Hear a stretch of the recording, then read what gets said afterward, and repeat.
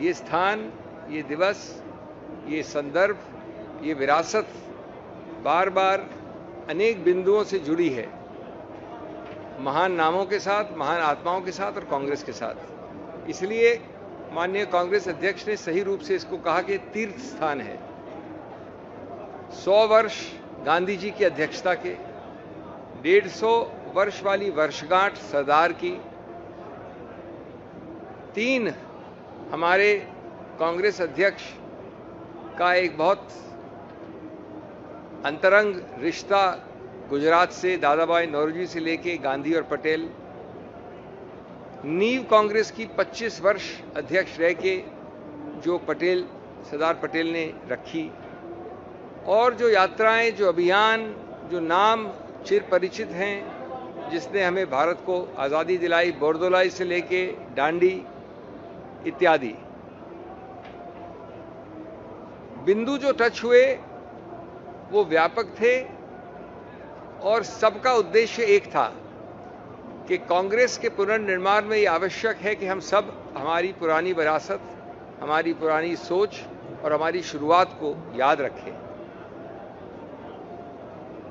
Resolution जो सचिन पायलट जी ने move किया, अभी मैं आया हूं तब तक लगभग 25 लोग बोल चुके हैं, लगभग। राहुल जी बोलेंगे कुछ समय बाद, उसके बाद एक और आपके लिए प्रेस ब्रीफिंग होगी।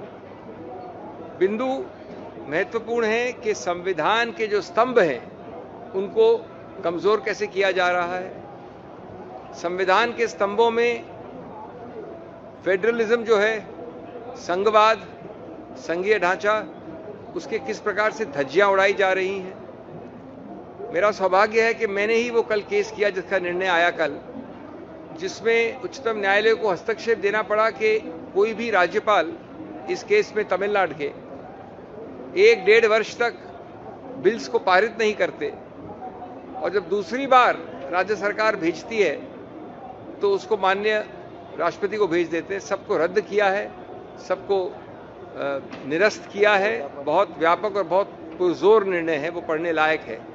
लेकिन कितने निर्णय हों, कितने बाबा साहब के घोषणाएं हों, कितने हमारी डॉक्यूमेंट्स हों, ये सरकार, मोदी सरकार उन सबको उल्लंघन करने पे तत्पर है।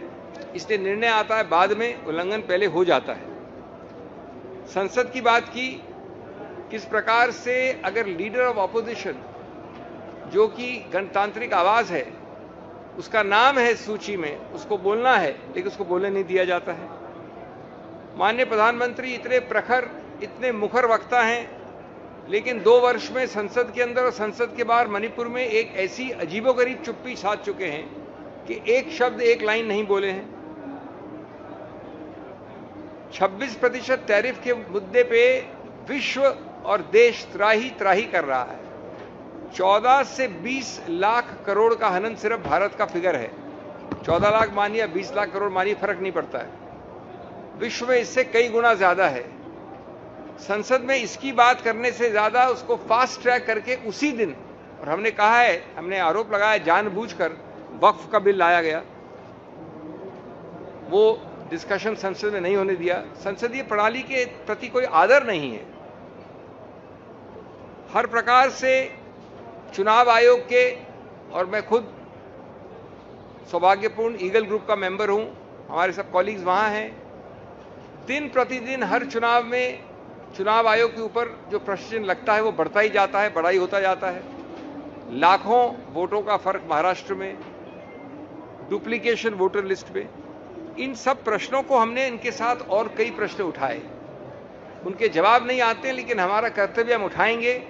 हर प्रश्न पे हम अभियान करेंगे।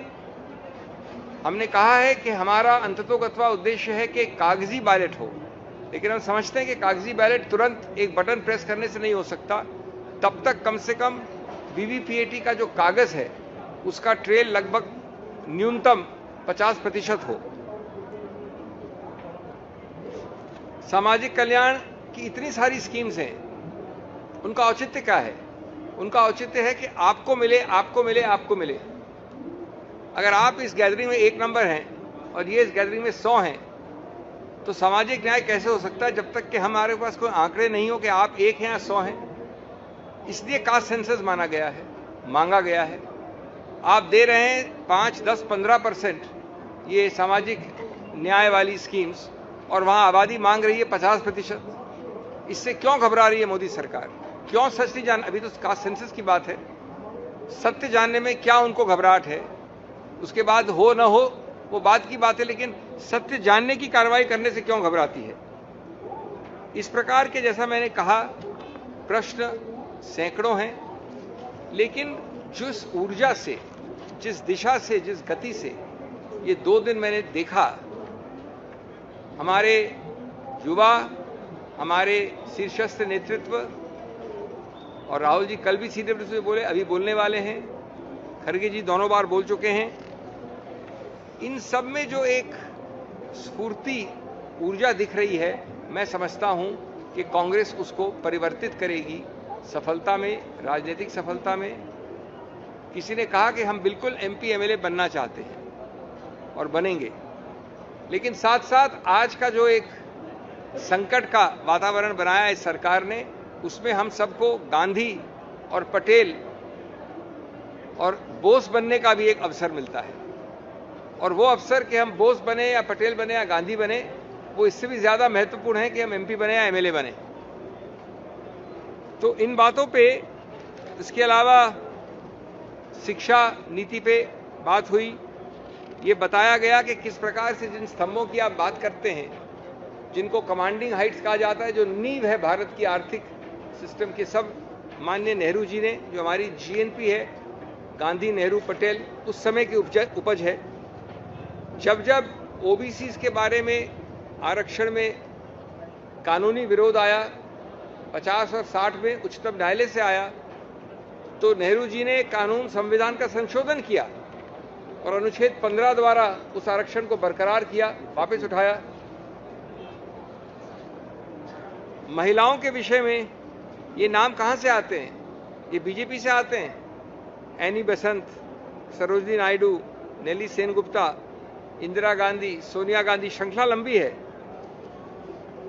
ये जो एम्पावरमेंट की बात करते हैं हम, ये सिर्फ नाम की बात नहीं करते हैं, हम हर प्रकार से। और जो पंचायती राज में जो एक क्रांति आई है, आज लगभग 15 लाख और 20 लाख से ज्यादा जो लोग निर्णय लेते हैं पंचायत में, सबसे नीचे वाले स्तर पे, वो महिलाएं होती हैं। ये सब कौन लाया है? सब कांग्रेस लाई है। हमने कहा कि आप सिर्फ अन्नदाता का नाम नहीं दीजिए, कृषक को सिर्फ दुहाई नहीं दीजिए, उसके लिए आप एमएसपी में क्या कर रहे हैं? लाल बहादुर शास्त्री कांग्रेस के प्रधानमंत्री थे, जिन्होंने जय जवान जय किसान का स्लोगन दिया था। आज हमने आंकड़े दिए हैं कि जितनी वृद्धि एमएसपी में कांग्रेस के वक्त हुई, सभी चीजों में, और मुख्य रूप से धान और गेहूं में, बट सभी में, उसका एक फ्रैक्शन भी, उसका एक छोटा हिस्सा भी नहीं आया। उल्टा आपने लगभग 700 के लगभग जीवन दान अन्नदाताओं ने किए, 700, और आप जिद पे अड़े रहे। वो जिद अंततोगत्वा 700 मृत्युओं के बाद, कोलाहल के बाद, ब्लॉकेड के बाद, अस्थिरता के बाद, लगभग 2 वर्ष बाद आपकी ईगो ने ये अनुमति दी आपको कि आप गलती माने। मैं अभी आपका समय हर मुद्दे पे नहीं लूंगा। माननीय खड़गे जी ने भी ये भी कहा था, उसे बहुत तालियां बजी, कि जो लोग काम नहीं करना चाहते वो रिटायर कर जाएं। ये नहीं कि अंदर बैठ के एक स्थान आरक्षित रखें और काम भी न करें। ये भी आप जानते हैं कि हर प्रकार से एक और बड़ा मुख्य निर्णय है कि जब चयन किया जाएगा, चयन अत्यंत महत्वपूर्ण होता है, तो डिस्ट्रिक्ट अध्यक्ष को निश्चित रूप से उस अधिकार क्षेत्र में लिया जाएगा, पूरी तरह से, मीनिंगफुल तरीके से। इसके अलावा जो ढांचे हैं, ऑर्गेनाइजेशनल हैं, उन पे बहुत क्लोज, पैनी दृष्टि से विचार विमर्श चल रहा है। आप उसका परिणाम देखेंगे।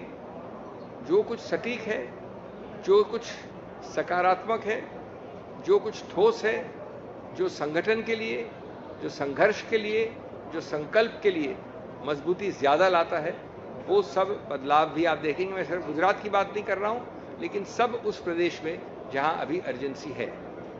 थैंक यू, धन्यवाद।